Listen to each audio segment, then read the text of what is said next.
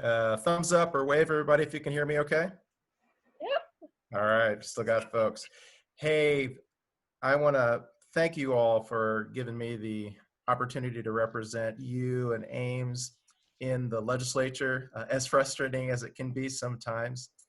I'm proud to represent you and try and help fight for you democratic values, along with Beth Wessel-Christel and Senator Cornbach in the Senate.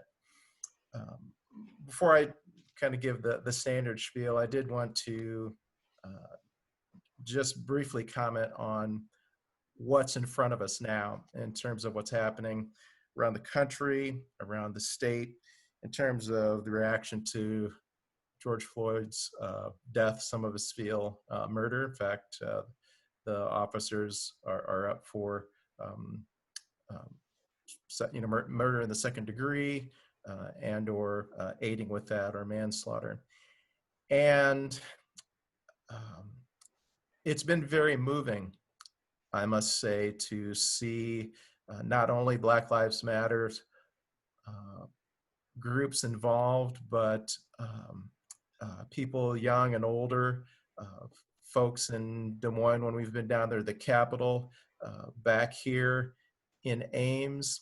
It's just, I find it very uplifting. I'll be 56 this year, and so I was growing up, born in the early 60s, but to see what some of the young people now see in some of the old film on video on the civil rights movement, and as many of you know, just to see the um, us realizing certain rights over the years.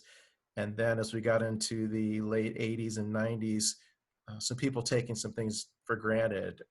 What I see sometimes down at the legislature in terms of many of these issues is that some of the Republicans, many of them, just aren't touched by these issues. They don't know anyone who is a person of color. They don't know anyone who is of low income. And so for some of them, they don't, when they hear discrimination, they don't see it. They don't know the experience of that. When they hear about housing discrimination, numbers, facts, figures, it doesn't mean anything to them because uh, they don't quite get it. But there are also some Republicans who do get it, but they have, for whatever reason, fallen to complacency with Republican leadership.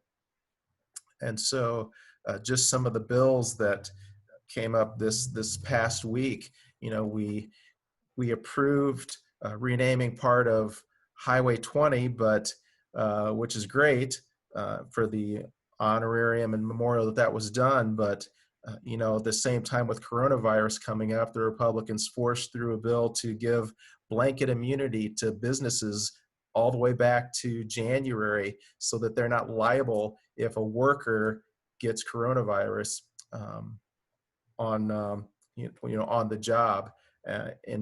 Those types of things are just imperative that we are acknowledging and trying to keep our workers safe.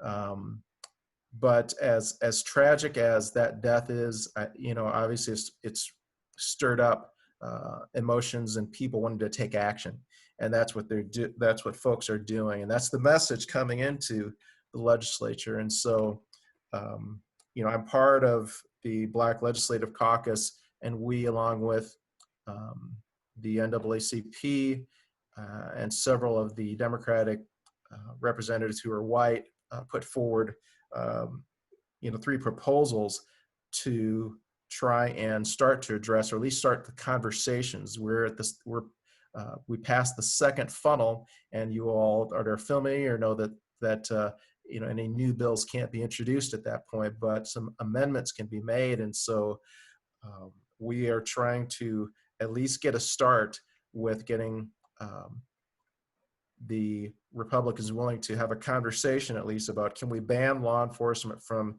using chokeholds in Iowa? And there's even discussion within that. Certainly we wouldn't want law enforcement, if their life was in danger, to not be able to do what it takes if they're in the middle of arresting someone who has committed a violent crime. But at a minimum, I would hope Republicans would acknowledge that if someone is handcuffed and it's a nonviolent crime and they're handcuffed and there are 3 or 4 officers holding that person face down, that there's no need to put a choke hold on them. So, a second one would be to make it illegal to rehire police officers who are fired for misconduct. A third would be to allow the Iowa Attorney General to conduct an investigation of misconduct. And some of these things we don't see here in Story County, and the sheriff talked about the cooperation that law enforcement here in Story County has done in terms of trying to keep nonviolent people who've committed nonviolent offenses out of the jail has been a tremendous thing, and I commend them for that. But I just must say, just thank you all for your involvement. We will continue to work to try and, address some of the law enforcement and our criminal justice, because we want law enforcement to be an asset for us to keep us safe.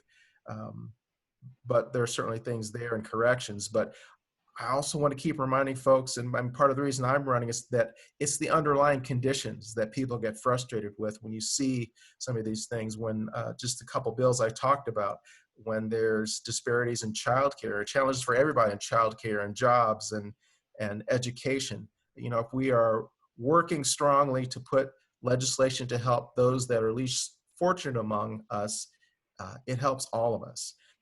And so that's why I'm asking for you to support me again. The Republicans will have till the end of June or in July, before I forget the date, to try and call a special nomination convention. But, I want to work for you.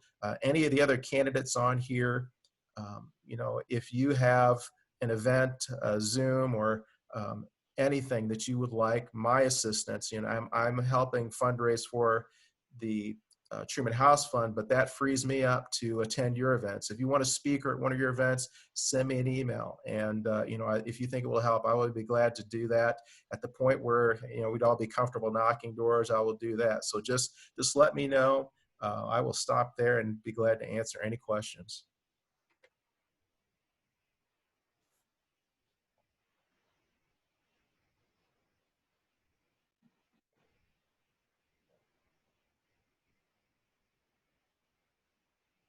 Am I unmuted now?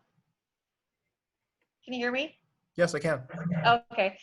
When we spoke earlier, you said that there were only about 4 or 5 Republicans who are wearing masks at the State House, which is, just disturbing. But I'm really fascinated by the whole thing about who wears masks and who doesn't, that it's become like a badge of your political affiliation almost.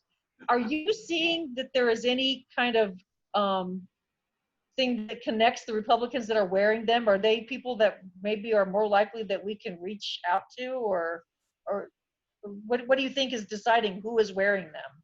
It was an interesting thing at the House. I mean, just coming into it, I mean, the Democrats have been at least weekly, we've been having calls and Zoom sessions just talking about planning for when we get back together. And while a legislator cannot be banned or prevented from entering the Capitol, our minority leader, Todd Pritchard, said, when we caucus, and we were caucusing in the Wallace building, you need to wear a mask, and you need to have gotten your temperature checked, to gone through the screening, and all the Democrats committed to that. So, at the point where we showed up, there were conversations and rumors about Republicans accusing us of being, political about it. And we were just saying, no, we are trying to keep each other safe. And I feel like And refusing to wear one is political. yeah, well, as I saw, initially I saw 2 in the House, and I think there were a couple in the Senate. Maybe Beth can share, what she saw. But I think by the time Friday, we got to Friday, I saw maybe about 5 or 6 Republicans in the House. I know one is a mother of young children. I know a couple were some of the older members, but just some blatant refusal. In fact, some comments by a couple representatives. One that doesn't believe that that you can get it. And there was a protest, there was a rally by it was one of those the freedom groups on Wednesday when we first came down there, but also some of the anti-vaccination people were having a rally down there too. So we don't even have the vaccine yet, and that's just the mindset that we are facing.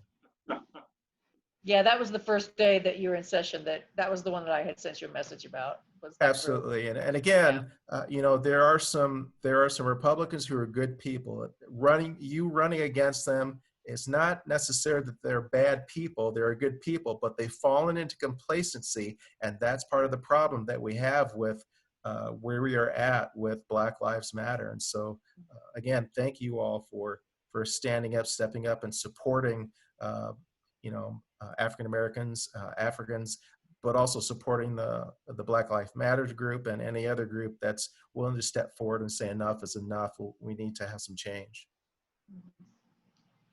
Cindy has posted that there is a march in Boone Monday at 6 p.m. and is inviting you, Ross, to go, and I'm sure everybody else is welcome and encouraged to go as well. Do you know where they're meeting at, Cindy? Can you type that in, or? Yeah, type that in. We are. I don't think we have Probably Florida. be in session, I don't think we have floor debate till Tuesday, but we may have a committee meeting on Monday afternoon. If I can make it, I'll sure be there with my PPE on. And Dennis talked about trying to be proactive instead of reactive. That's absolutely right. And part of the way that we do that, I mean, we're trying to push some things now, but it does come down to numbers. And we are in a great position. We need 4 seats. We need to retain what we've got. We need 4 seats.